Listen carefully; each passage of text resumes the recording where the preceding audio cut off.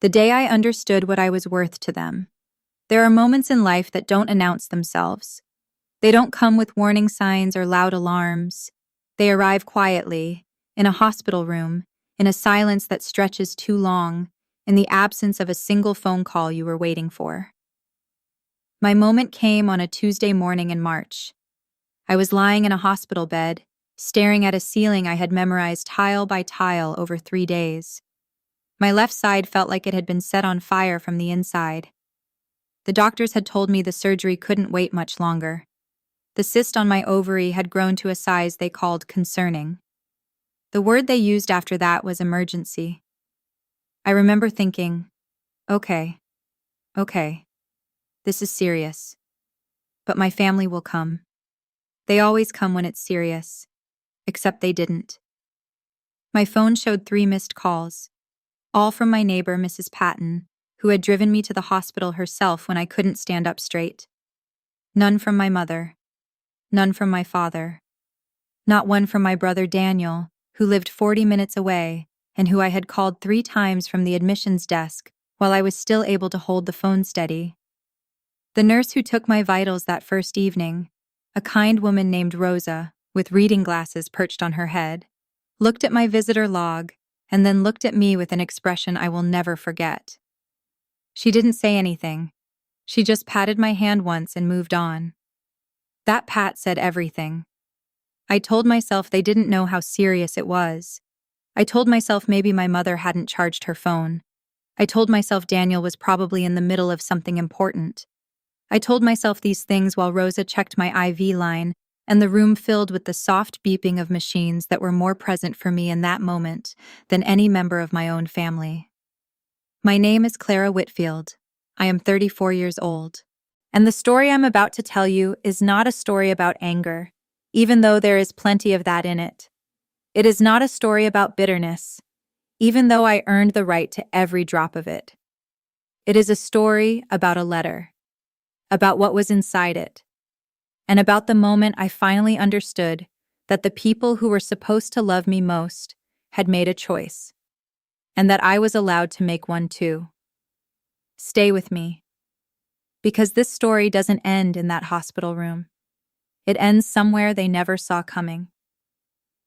The family I thought I knew. To understand what happened, you need to understand where I came from. I grew up in a house that had 2 children, but only ever felt like it had one. My brother Daniel was 3 years older than me, and from the time I was old enough to understand the way attention worked in our household, I understood that Daniel was the sun, and I was just one of the planets orbiting quietly around him. It wasn't that my parents were cruel people. My mother, Patricia, was warm in her own way. She baked on Sundays, she remembered birthdays, she volunteered at the church every Christmas. My father, Gerald, was a quiet man who worked long hours at an engineering firm and came home tired most evenings. They were not monsters. That's important to say. But they had a favorite, and they never tried very hard to hide it. Daniel was the firstborn son. In our family, that meant something enormous. My father's own father had been the kind of man who believed deeply in the idea of the son carrying the family name, the family pride, the family future. That belief had passed down to my father like an heirloom, invisible but heavy and always present on the table between us. Daniel was smart, in the way that people who are always told they are smart tend to be. He was charming, loud in rooms, quick with a joke. He could talk his way into, and out of, almost anything. He had a talent for making people feel like they were the most interesting person in the room, right up until the moment he needed something from them. Then that talent became something else entirely. I loved my brother for a long time. That's something I need you to understand. I loved him the way younger siblings love the older ones, with a kind of helpless admiration that doesn't ask too many questions. I looked up to him. I defended him when other kids at school said things.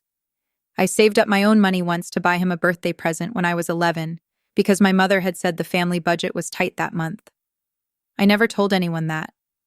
I was the quiet one, the steady one, the one who got decent grades without needing tutors, The one who worked part-time through college to cover my own expenses, because I knew without being told that there wasn't enough left over for me after Daniel's fees were paid. The one who got a job in healthcare administration right out of school and started building a small, careful life for herself. I was not dramatic. I did not make scenes. I did not ask for much. And for years I told myself that was a virtue.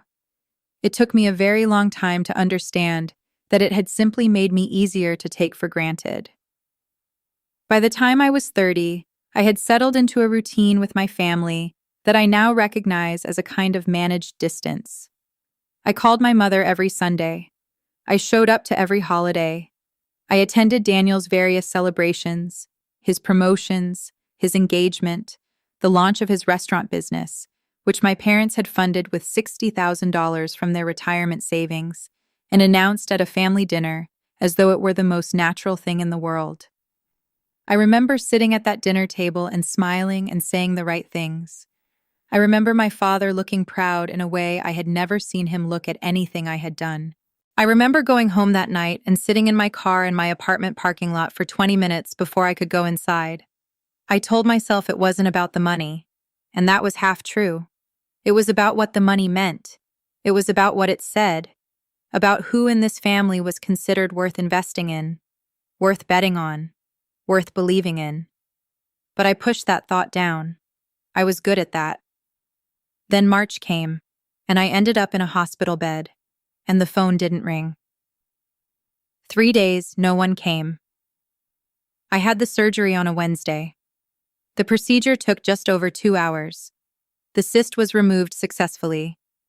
The surgeon, Dr. Mehta, came to speak with me afterward in recovery and told me everything had gone well, but that I would need at least a week of rest and monitoring. She asked me if I had someone at home to help. I told her yes. I wasn't sure why I said that. Maybe I still believed it was true. Mrs. Patton came that afternoon with a container of soup and a paperback novel she thought I might like. She sat with me for 2 hours. She held my hand when I cried.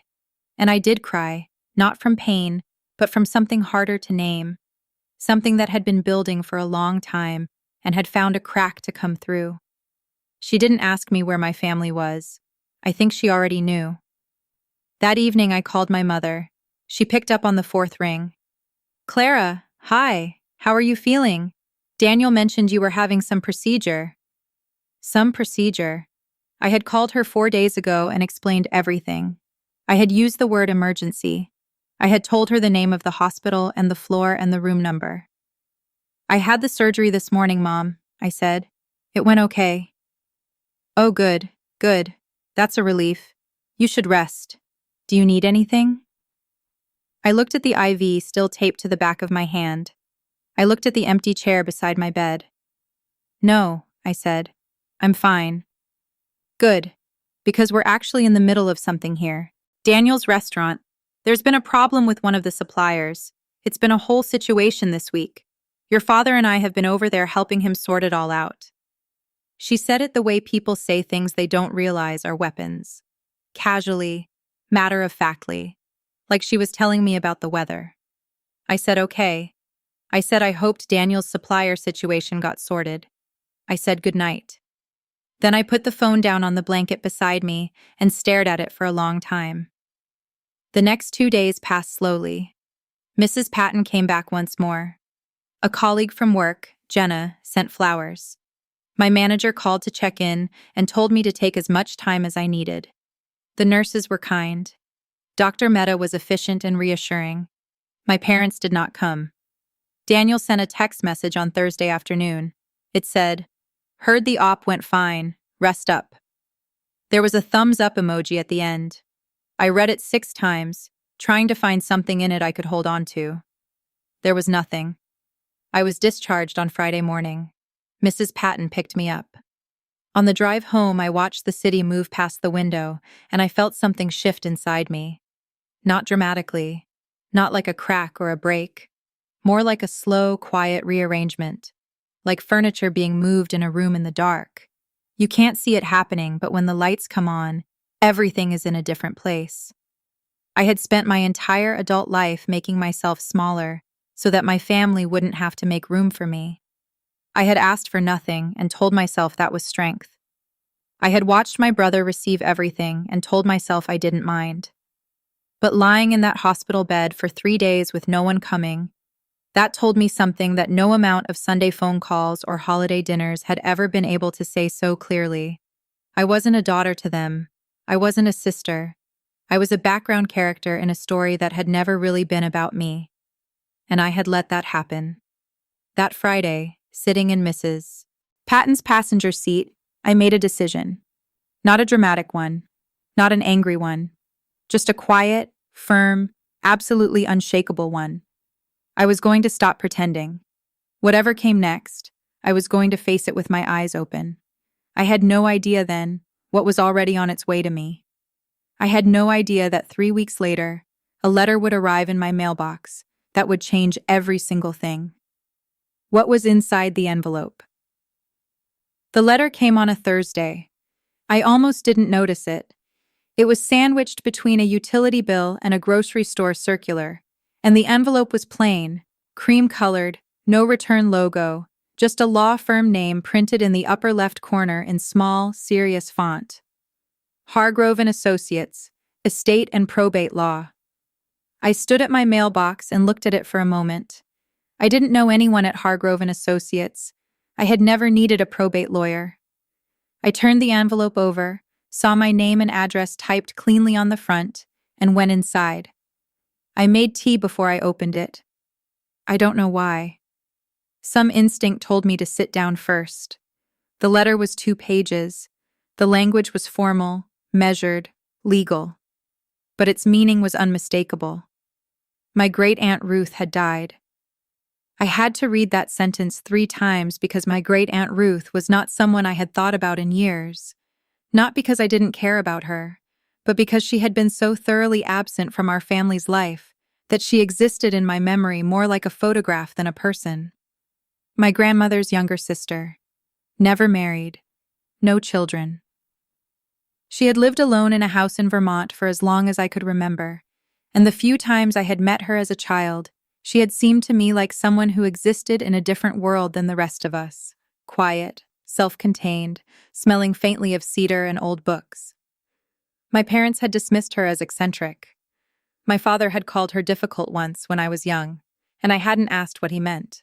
She and my grandmother had had some falling out decades ago.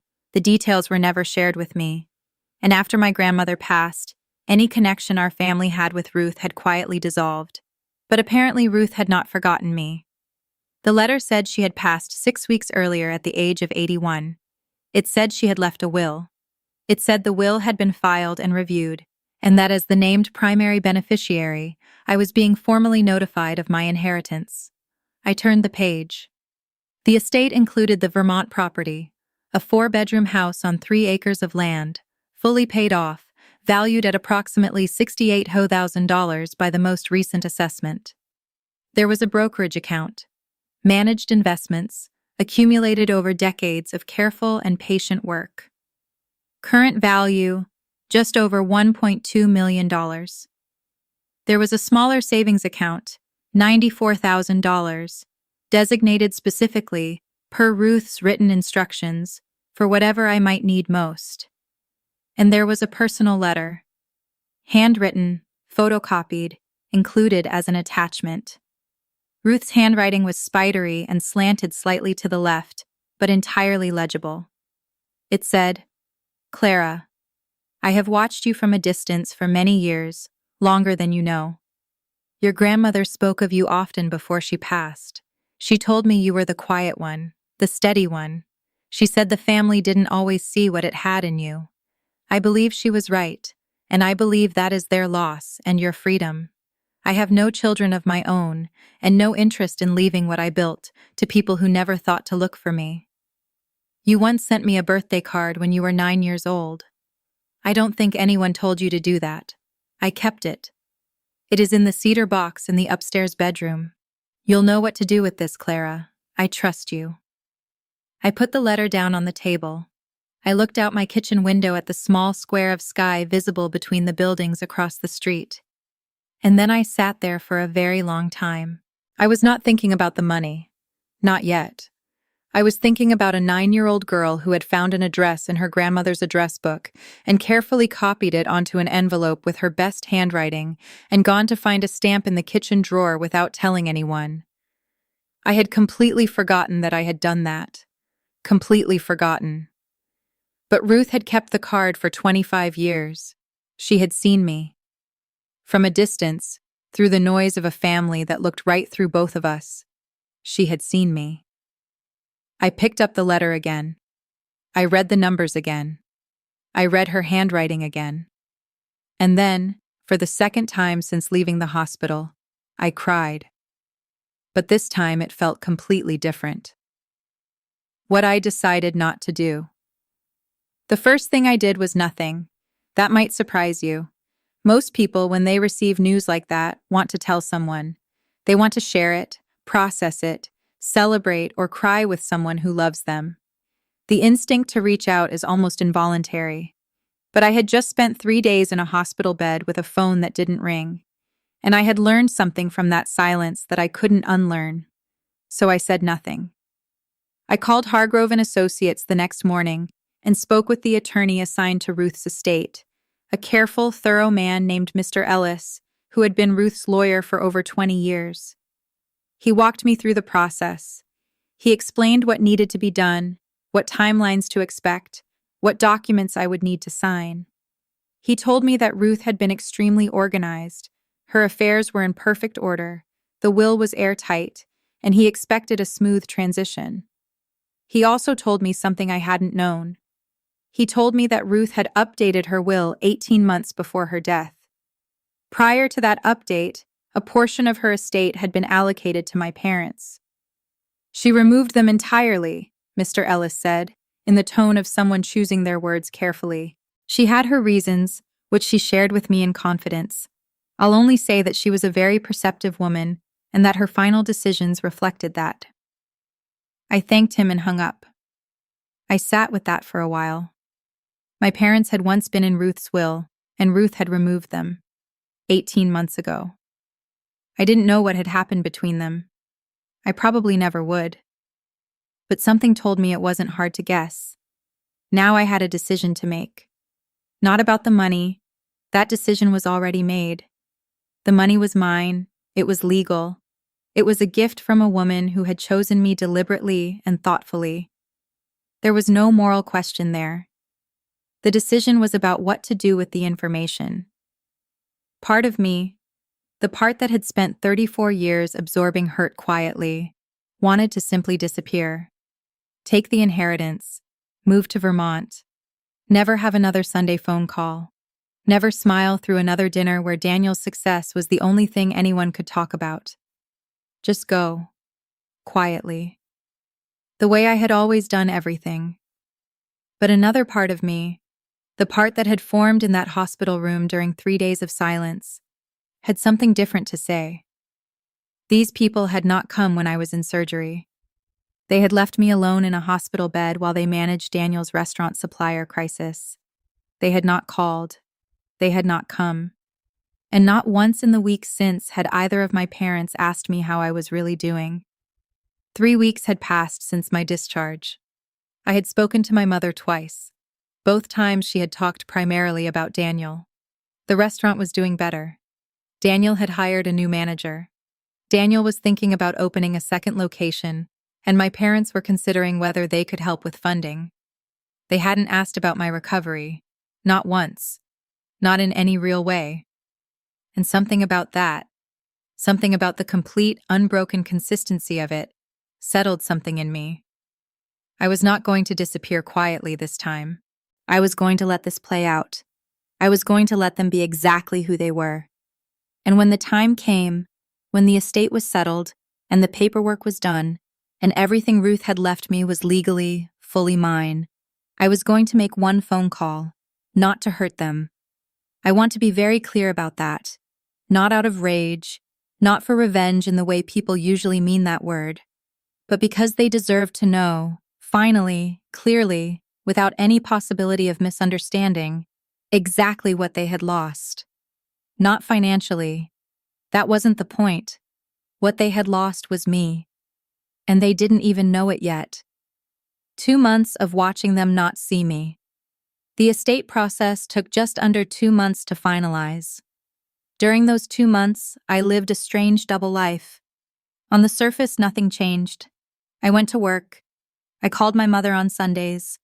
I attended Daniel's birthday dinner in April and watched my father give a toast that lasted 8 minutes and made me feel like furniture. But underneath the surface, everything was different. I was different. It's hard to explain what it feels like to carry a secret like that. Not a shameful one, not a frightening one, just a quiet, solid, certain one. Like carrying a stone in your pocket that only you know is there. I watched my family during those 2 months with a clarity I had never had before. Not with anger, just with clear eyes. And what I saw was both exactly what I expected and somehow still, after all this time, a little breathtaking. At Daniel's birthday dinner, my mother pulled me aside before dessert to ask if I could lend Daniel $3,000, just temporarily. The restaurant's second location was moving faster than expected, and there were some bridging costs. Daniel was embarrassed to ask, she said. You know how he is. But family helps family. I had a stable job. I could manage it. I looked at my mother for a moment. Then I said very calmly that I was still recovering from surgery and managing my own expenses carefully, and that I wasn't in a position to lend money right now. My mother's expression shifted, not dramatically, just a slight cooling. Of course, she said. I understand. And she moved away. That was it. No follow-up. No how are you feeling. No recognition that she had just asked her daughter, who had recently had emergency surgery, to subsidize her son's business expansion. I went back to the table and ate my dessert and smiled at all the right moments. My father called me once during those 2 months. Once. To ask if I still had the contact information for a contractor I had used on my apartment renovation 2 years before. That was the entire call. 4 minutes. Daniel texted me twice, both times to ask if I'd seen a particular restaurant review he'd been mentioned in, and whether I thought his response to a customer complaint on his social page had been worded correctly. I answered both texts. I gave him good advice, as I always did, and I kept my stone in my pocket. Mr. Ellis called me in late May to tell me everything was finalized. The Vermont property was officially transferred to my name. The brokerage account and savings account had been moved according to Ruth's instructions. Everything was complete. I thanked him. I told him Ruth had been a remarkable woman. He agreed, warmly and without hesitation. After I hung up, I sat in my living room for a few minutes. Then I opened my laptop and looked up flights to Vermont. I had decided that before I made my phone call, before anything else, I wanted to go to the house. I wanted to walk through the rooms where Ruth had lived. I wanted to find the cedar box she had mentioned. I wanted to stand in that space and feel the full weight of what she had given me. The following weekend, I flew up. I won't spend too long describing what I found there because some things are private and some things are sacred, and what I found in that house felt like both. The rooms were quiet and full of books. The land behind the house sloped down to a small creek that you could hear if you opened the windows. The cedar box was exactly where Ruth had said it would be. Upstairs bedroom, top shelf of the closet. Inside it was my card.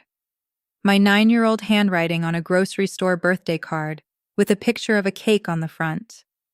Inside the card I had written, "Happy birthday, Great Aunt Ruth.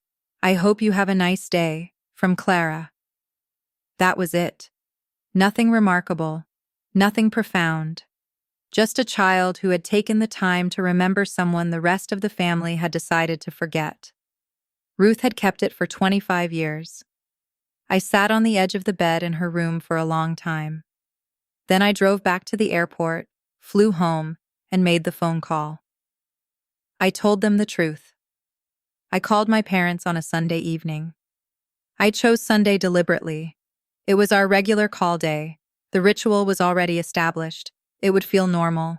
They would pick up without bracing themselves for anything. My mother answered.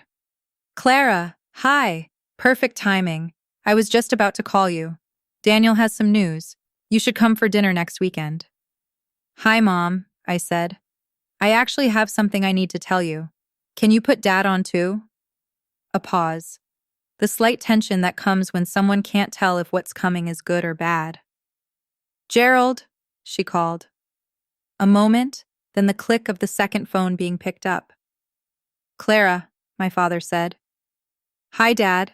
I wanted to tell you both something. I found out about 6 weeks ago that our great-aunt Ruth passed away. She named me as her sole beneficiary. I've been working with her estate attorney for the past 2 months, and everything has been finalized. She left me her house in Vermont and her investment accounts. It's significant. I won't give you the exact numbers, but it's life-changing for me. Silence. Not a short silence, a long one. The kind that has texture to it. Ruth? My mother said finally. Ruth Calloway? Yes. But how? We didn't even know she'd passed. When did— 6 weeks ago, I said. I found out through her attorney. And she left everything to you? My father's voice was careful, measured in a way that told me the calculator in his mind had already started running. Everything, yes. Another silence. Clara, that's wonderful, my mother said. Her warmth was immediate, but I could hear the edges of it.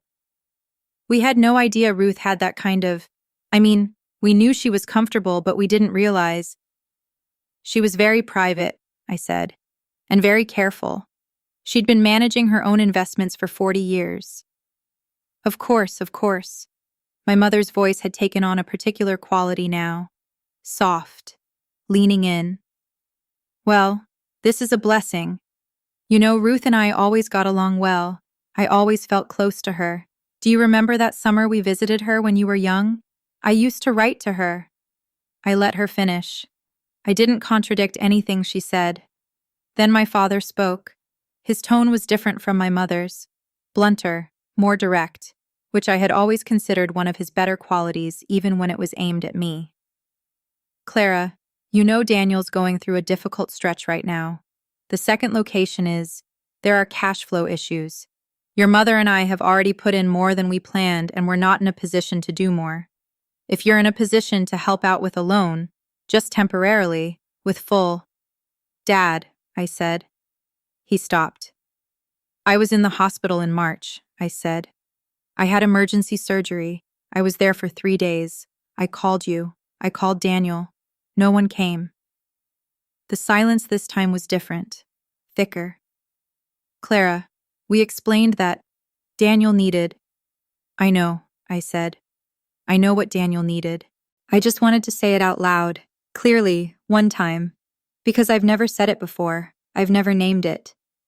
I could hear my mother breathing. I love you both, I said. I mean that. But I've spent my entire life making myself easy to overlook, and I'm not going to do that anymore. I'm going to be using Ruth's estate to build my own future. I've already taken some time off work to go to Vermont, and I'm going to think carefully about what I want to do next. But I won't be lending Daniel any money. And I'd like us to find a different way of relating to each other. One where I'm not just the person you call when you need something. My father didn't speak. My mother made a sound that was somewhere between protest and recognition. I'm not angry, I said, and I meant it. I'm just done being invisible. There's a difference. I told them I loved them again.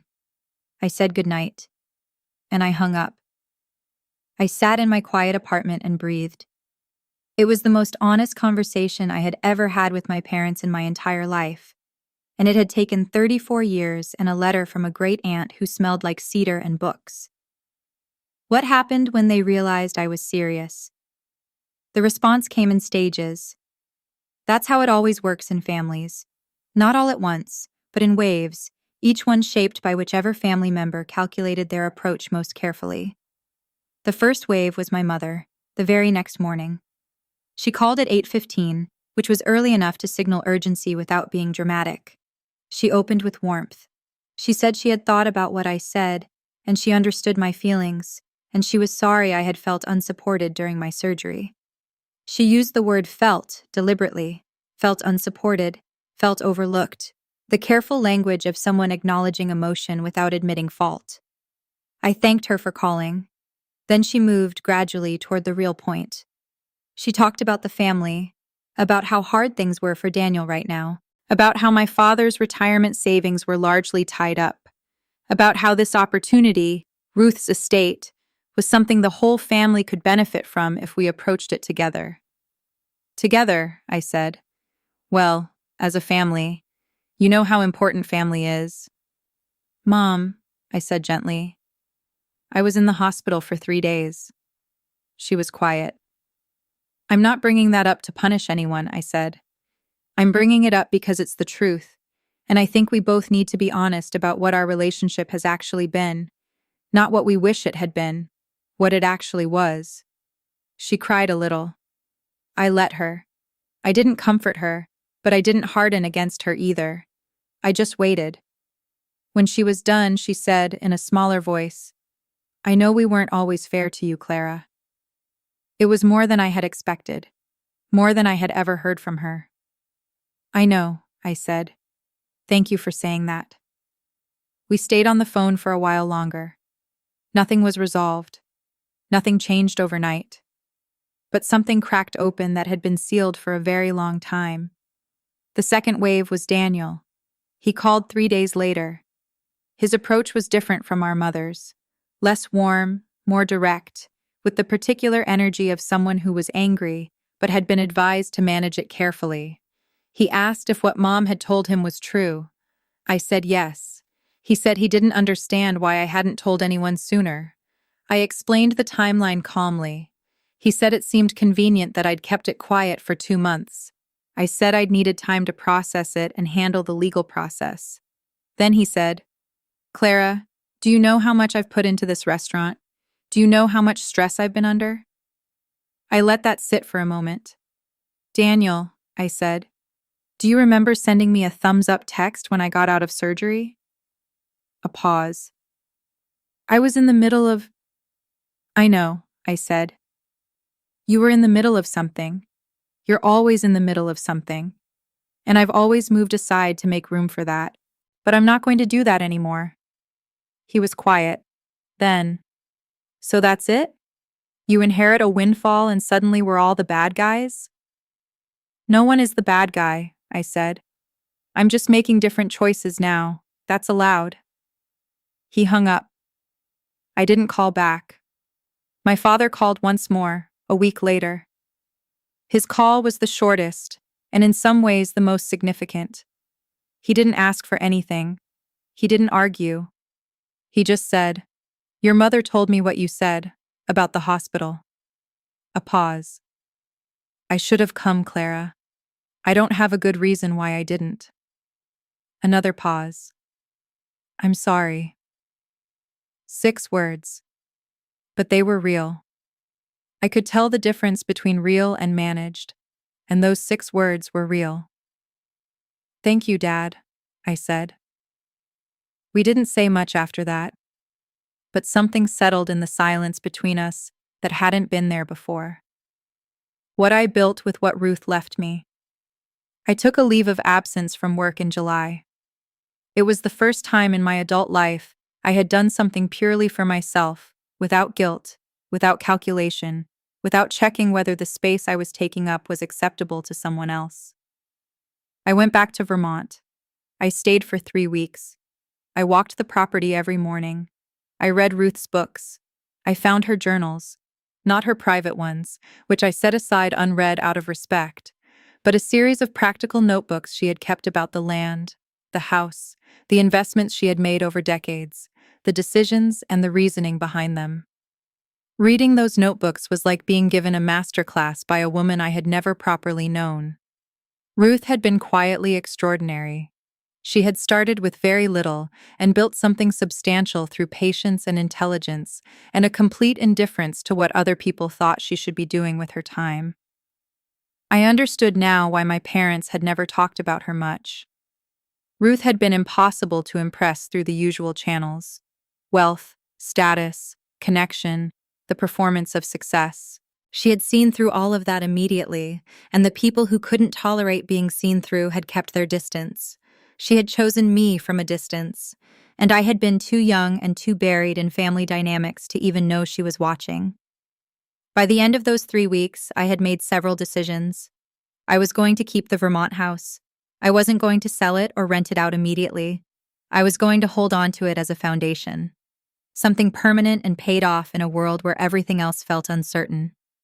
I was going to work with a financial advisor, someone Mr. Ellis recommended, a woman named Patricia Howe who specialized in estate management, to handle the investment accounts carefully and thoughtfully. Not rashly, not emotionally, the way Ruth had managed everything. I was going to go back to work, but differently. I had been offered a leadership role at my organization twice and turned it down both times out of a quiet certainty that I didn't deserve it or wasn't ready. I was going to apply for the next one, and I was going to have a different kind of relationship with my family, not a closed one, not a vengeful one, but an honest one, with actual limits. My mother called while I was still in Vermont. She asked if she could come visit sometime, just to see the house, to see where Ruth had lived. She said it in a way that was both genuine and complicated, and I knew there was still a long way to go between what our relationship had been and what it could become. But I said yes, not immediately, but sometime. Because here is something I learned from Ruth. Bitterness is expensive. It costs energy and space and time. The goal isn't to become someone who closes off. It's to become someone who opens up with their eyes actually open, who chooses what to let in, who knows the difference between an open door and an unguarded one. My family had work to do. So did I. That was honest and real, and I was willing to hold space for it. But the most important thing, the thing I carried back with me from Vermont, in a way I hadn't carried anything in a very long time, was simply this. I knew who I was now in a way I hadn't before. Not because I had money. Money is not an identity. Not because I had won something or proven something to anyone. But because a woman I barely knew had watched me from a distance for 25 years and decided quietly and without fanfare that I was worth everything she had spent a lifetime building. And she had been right. What justice actually looks like. People often ask, when they hear stories like mine, and I have told this story in pieces to a few people over the years since it happened, whether I feel like I got justice. It's a complicated question, because justice, in the way most people mean it, implies a reckoning. A moment where the people who wronged you are made to see and feel and suffer the consequences of what they did. A verdict, a courtroom, a door slamming. My story doesn't have that. There was no dramatic confrontation, no scene at a dinner table where I laid out every grievance and watched faces fall. No moment of public humiliation for anyone else. What there was a phone call, an honest conversation, a few painful silences, and then, slowly, over months and eventually years, a different way of being in relationship with people who had never learned to see me clearly. My mother came to Vermont in the fall. She walked through Ruth's house quietly and carefully, the way people walk through spaces where someone has recently not been. She found a photograph of herself and Ruth from decades ago, a birthday party, both of them young and smiling in a yard somewhere. She cried looking at it. I made her tea. We didn't resolve everything that day. We never fully resolved everything, but we began a different conversation than the one we'd been having my whole life. A slower one, a more honest one. My father and I found a small, steady rhythm, calls that were shorter but more real. He started asking about my work, my plans. Not every time, but enough. Daniel was harder. Daniel is still harder. He has not fully accepted the fact that the dynamic has changed, that there is no longer a Clara who will silently step aside and make room and ask for nothing. He has tested that a few times. I have held my position each time, without drama, without anger, without giving an inch. He will either adjust or he won't. That is his choice to make, not mine to manage. What I can tell you is this. 2 years after that letter arrived in my mailbox, I am living a life that feels, for the first time, like mine. I took the leadership role at work. It turned out I was more than ready for it. I have a team of 12 people now, and the work is harder and more meaningful than anything I had done before. I visit Vermont 4 times a year. In summer, the creek behind the house is loud and cold and perfect. In winter, the property is silent in a way that feels like breathing. I have started to understand why Ruth chose it. I have started to understand Ruth in all the ways you can understand someone through the traces they leave behind. I kept the cedar box. My birthday card is still inside it. I leave it there. What I want you to take from this. If you have stayed with me this long, I want to speak to you directly now. Not as a narrator, not as a character in a story, just as someone who has been where you might be, or where you might have been, or where you might one day find yourself. Some of us spend years being the quiet one, the steady one, the one who shows up without being asked, and leaves without making noise, and carries the weight, without ever putting it down long enough to ask whether we were supposed to be carrying it at all. We tell ourselves it's strength, and part of it is. But part of it is something else, a deep, learned habit of making ourselves small enough not to inconvenience the people who have never made themselves small for us at all.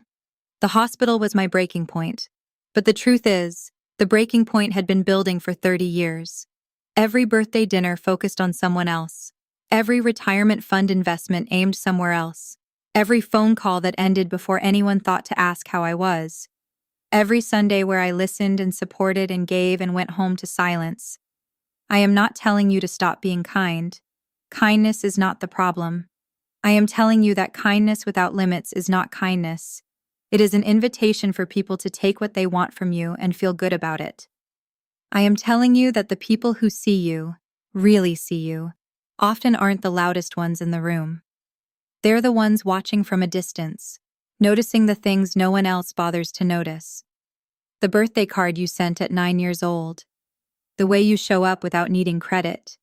The way you keep going when no one is watching. Those people exist. Ruth existed.